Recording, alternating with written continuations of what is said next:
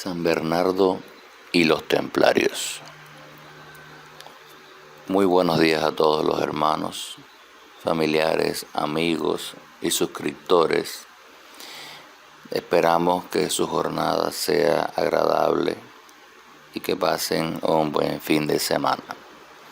Hoy les traigo una charla sobre cómo debía ser un templario según la visión de San Bernardo y cómo era la figura de este monje cisterciense que según algunos fue el verdadero fundador de la Orden del Templo y según otros redactó las reglas de los templarios.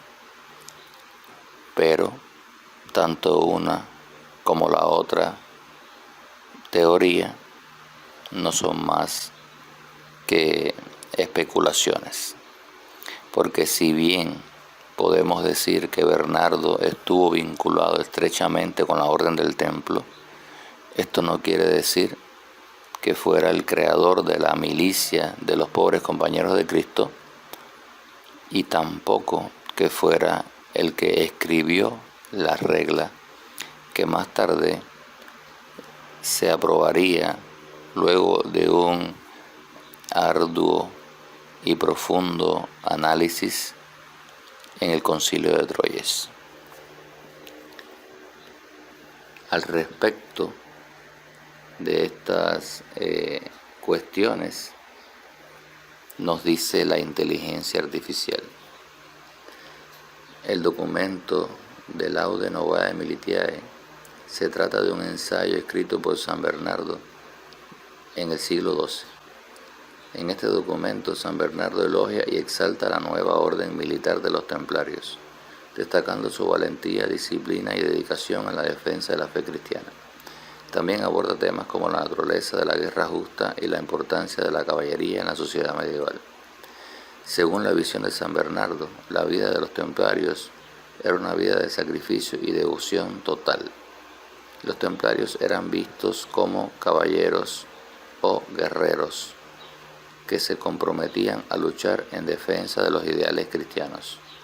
Vivían en comunidades monásticas y seguían estrictas reglas de vida, combinando la vida religiosa con la militar.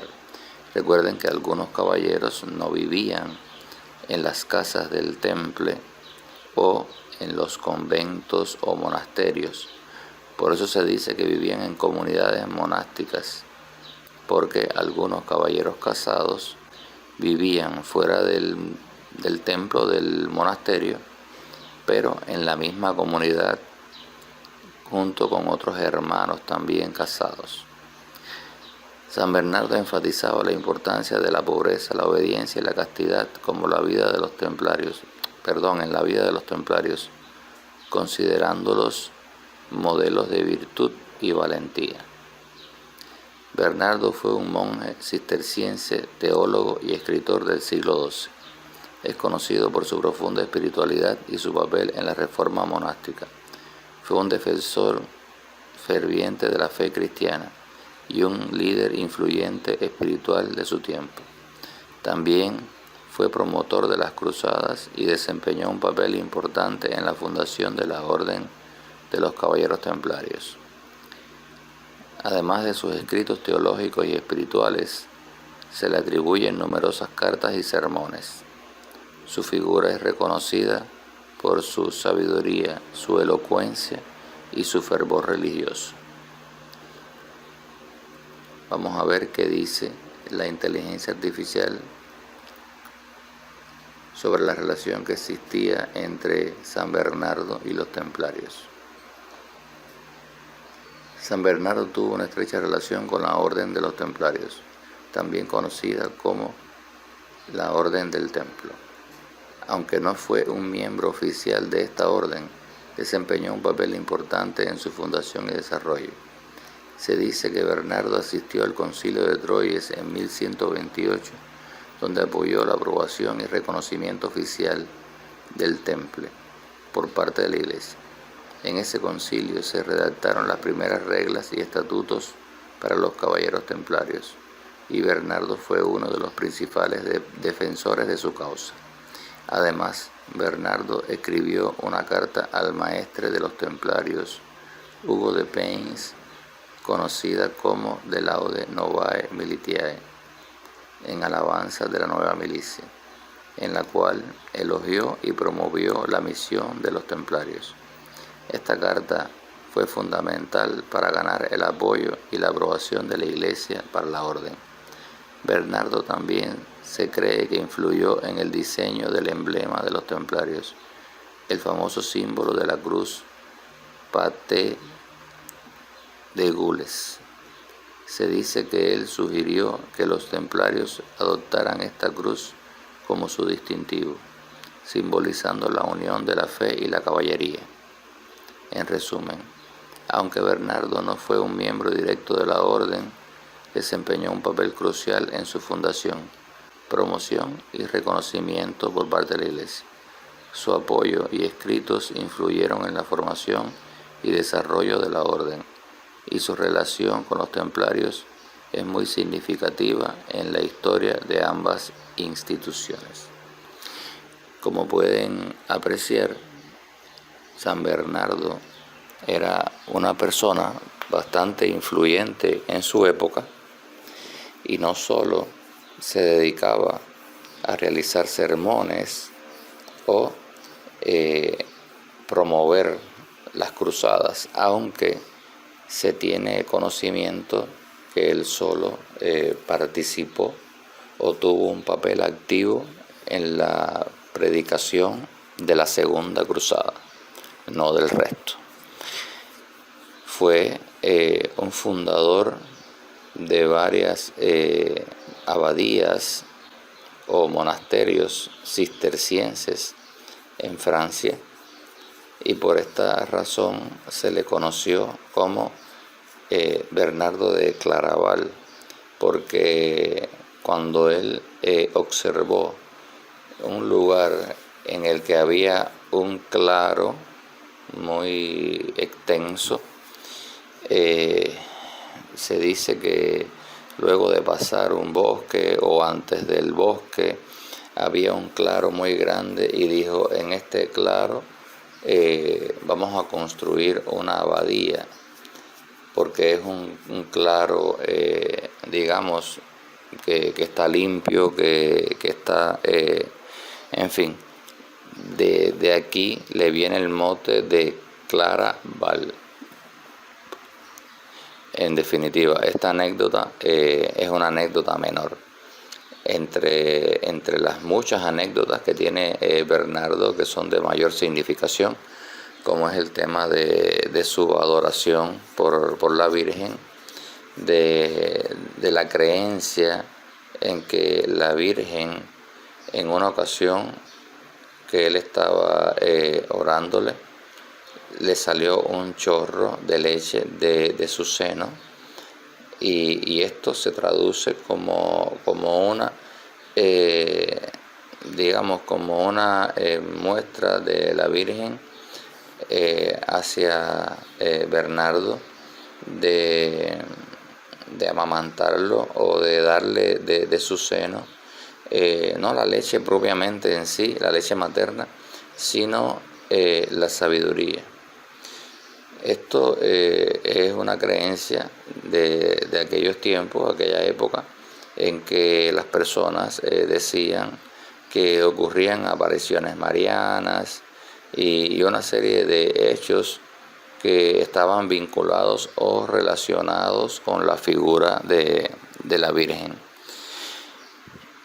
Además de esto, Bernardo era una persona que tenía una dicción o una elocuencia muy grande. Por esto lo llamaban doctor boca de miel o meliflor, porque él cuando hablaba convencía a muchas personas. Se dice que cuando Bernardo ingresó en la vida monástica, se llevó consigo cerca de 30 jóvenes de su época, de su edad, contemporáneos con él, que los convenció para entrar en la vida monástica, dejando a sus mujeres, a sus novias, a sus parejas,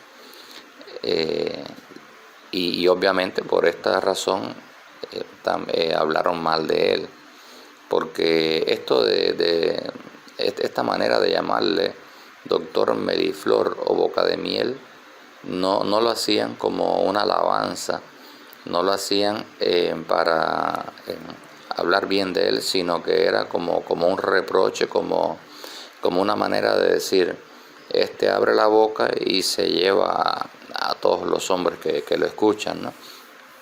En definitiva, la vida monástica en esta época es una vocación.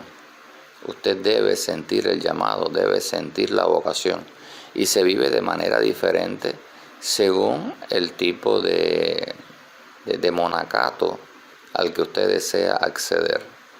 Porque en el monacato laico, usted es una persona que vive en su casa con su familia, con su esposa o mujer e hijos, y usted realiza los votos correspondientes al monacato laico y lleva una vida austera, una vida consagrada, dedicada a su familia. Y en esto se resume el concepto de castidad en estos tiempos para aquellos que deciden ser monjes laicos, en la lealtad a la familia, en la lealtad a su esposa, a su pareja.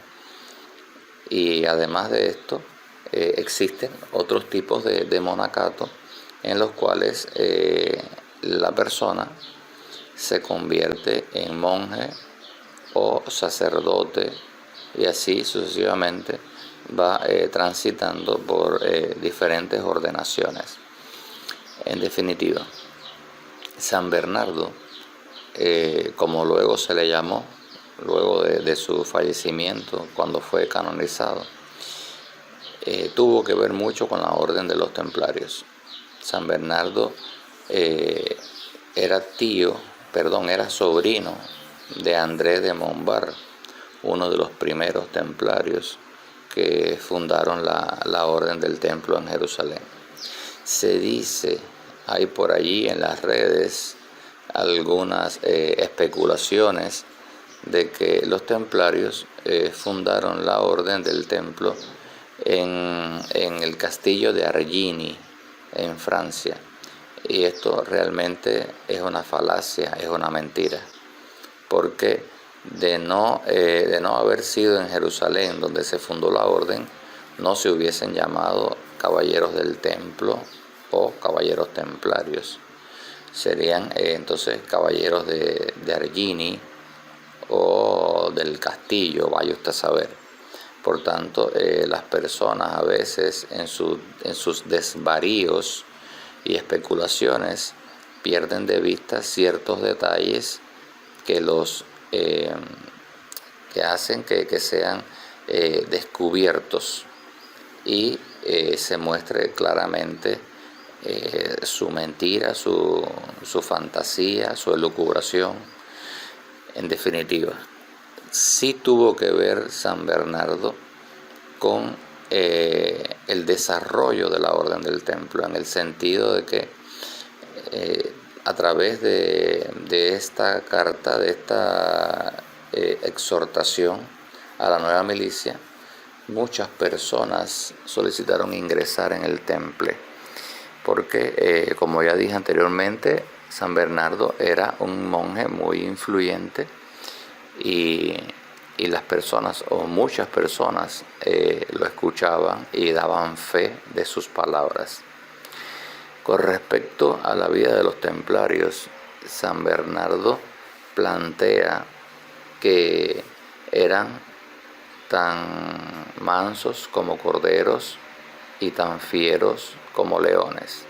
Es decir, que no sabría si llamarlos monjes o soldados, pero que sería mejor llamarlos de las dos formas, porque llevan una vida contemplativa, una vida de oración, y al mismo tiempo van a la batalla en defensa de la cristiandad, o, como siempre digo, por orden de su maestre, que obviamente está estrechamente vinculado a la monarquía, al poder monárquico de la época, porque recuerden que el temple no entraba en acción, no entraba en batalla, sino por mandato de un rey, en este caso el rey de Jerusalén, y en la reconquista, en la batalla de las Navas de Tolosa, en la península ibérica, obviamente acompañaron a los contingentes o ejércitos de los tres reyes que participaron en este evento histórico, unido también a la orden de Santiago, y si mal no recuerdo la de Calatrava, sí, Calatrava y Santiago estaban allí también en la batalla de las Navas de Tolosa. En definitiva, mucho se ha especulado sobre la vida interna de estos caballeros. Algunos especulan lo que no saben, lo que no conocen, porque necesitan obviamente vender sus libros, lucrar con sus obras llenas de fantasías, de lucubraciones, de suposiciones. Recuerdo que en alguna ocasión una persona escribió que los templarios eran una especie de policía que perseguía a los bandidos, a los ladrones por toda la Tierra Santa, cuando esto realmente es un barbarismo, una falacia.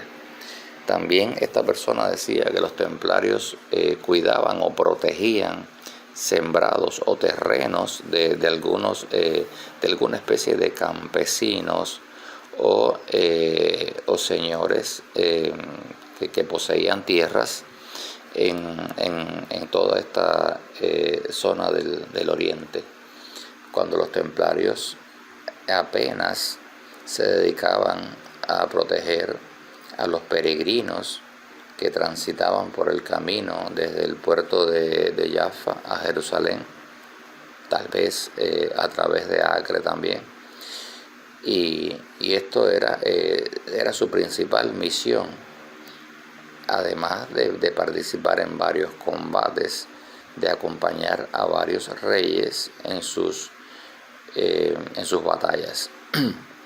La vida de un templario obviamente era una vida muy rigurosa, muy estricta. Apenas si tenían tiempo para esparcirse o distraerse, realmente no tenían mucho tiempo. Todo estaba reglamentado desde que se levantaban hasta que se acostaban. La práctica del oficio, o sea, el manejo de las armas, era algo muy común, era algo que se realizaba de manera frecuente, diaria.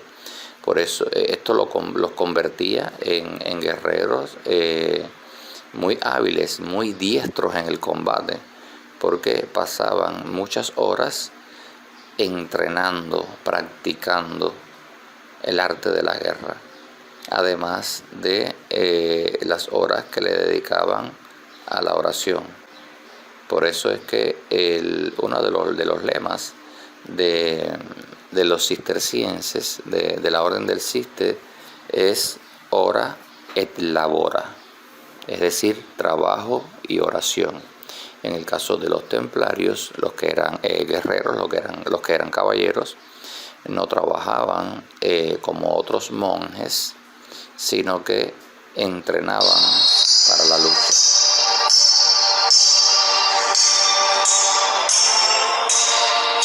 Jerusalén ha sido liberada. La cristiandad es ya dueña de la misma tierra que Jesucristo convirtió en santa.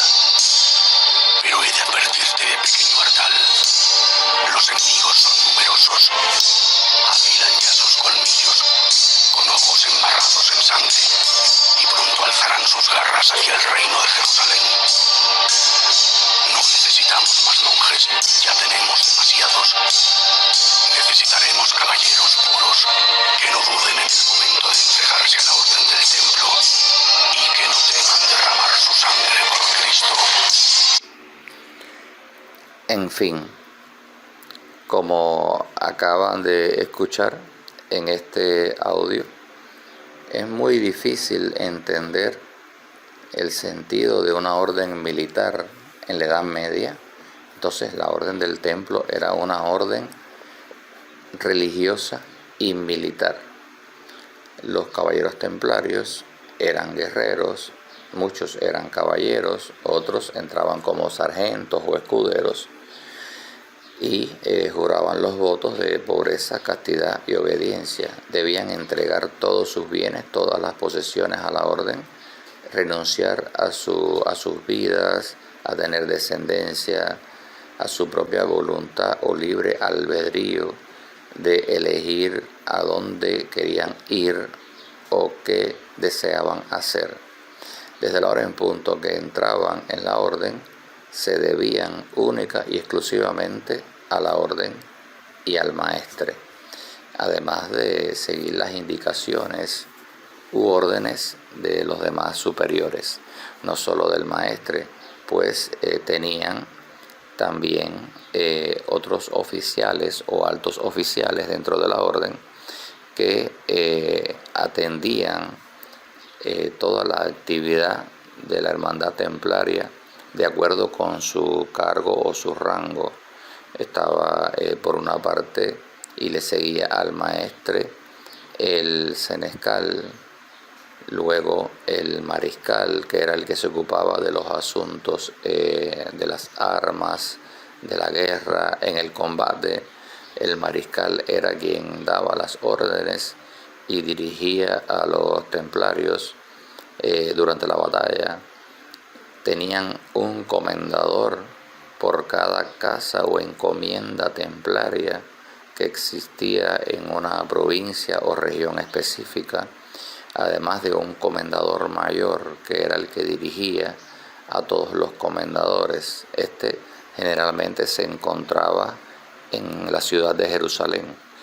Existían dentro de la orden otros cargos, como era el tesorero, que se ocupaba de las limosnas, de recoger o recabar el diezmo de las iglesias, que a raíz de la bula Omne Datum Optimum, los templarios podían recibir diezmos. En nuestros días, en nuestro tiempo, el tesorero se ocupa de administrar las finanzas, de recibir las donaciones y también aquellas instituciones que tienen establecida una cuota para sus miembros por concepto de membresía. También de todas estas cuestiones, de todos estos menesteres, se encarga el tesorero. Tenían los templarios un pañero llamado a veces drapeir, que era el que se ocupaba del vestuario, de cambiar los mantos, los uniformes, de darle los más viejos a los sargentos, escuderos y también a los pobres, a los más necesitados. No solo la vestimenta, el vestuario del temple se usaba dentro de la orden, sino que también cuando estas vestimentas estaban raídas, ya muy viejas, por el uso cotidiano, por su uso en los combates y demás, se la daban a algún pobre, algún mendigo que la necesitara. Obviamente usted podía distinguir claramente entre una vestimenta de un templario y un ropaje o harapo viejo, roto, que usara un pobre, un mendigo. No se le entregaba un manto o una capa o una túnica o sobrevesta nueva a una persona que no formara parte del temple dentro de lo que es el aparato militar, es decir, las clases combatientes. Por otro lado, existían otros cargos, según se dice, estaban los priores, aunque yo siempre digo que los priores se debían más a la parte monástica, a la parte religiosa, es decir, los capellanes y algunos preceptores, porque el término preceptor es confundido por muchos. El preceptor en nuestro tiempo, en la actualidad, es como un maestro, como un educador, formador, tutor, pero en aquellos tiempos el preceptor era visto también como una persona que dirigía una preceptoría y que tenía a su cargo algunos miembros de la orden del templo. Pero esta preceptoría no llegaba a convertirse en una encomienda, porque la función de las encomiendas fundamentalmente era no solo albergar en las casas de esta encomienda algunos hermanos templarios, sino también las encomiendas dirigían el trabajo de otras casas, de otras villas, o generalmente estaban enclavadas, ubicadas en una villa donde se llevaban a cabo diferentes actividades agrícolas y artesanales.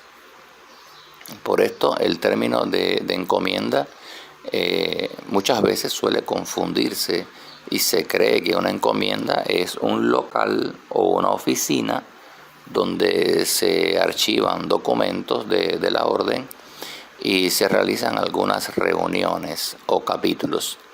Y la encomienda era mucho más grande, abarcaba un territorio mucho mayor que el de una preceptoría. En el caso de las preceptorías, podían ser estos locales o lugares que no eran muy extensos, donde se realizaban labores afines a los preceptores. También existían los que se dedicaban a lo que es el tema de la economía, de las finanzas, a los prestamistas, los llamados banqueros, cuya profesión era específicamente esta. Es decir, estas personas no eran tesoreros, estas personas eran una especie de banqueros que se dedicaban a la función de lo que hoy sería el moderno banco, a prestar dinero, a recoger ese dinero cuando se lo devolvían a la orden, a cobrar los intereses. En definitiva, una de las cuestiones más importantes que hizo famosa la Orden del Templo fue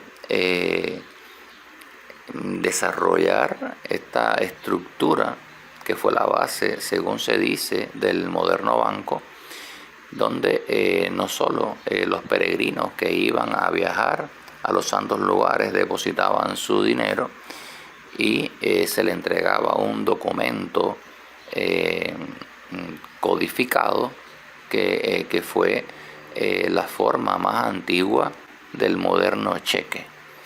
Entonces, cuando llegaban a su destino, presentaban este documento en la casa de la orden donde se encontraba este banquero, por decirlo así de alguna forma, para que se entienda la diferencia entre el tesorero y los banqueros del temple, y allí se le era devuelta la suma que había depositado al salir, ¿no? en su lugar de origen, y obviamente se le cobraba un % por este servicio que se le prestaba. De igual forma, el temple no solo llegó a realizarle algunos préstamos a la monarquía, algunos monarcas de la época, sino que les fueron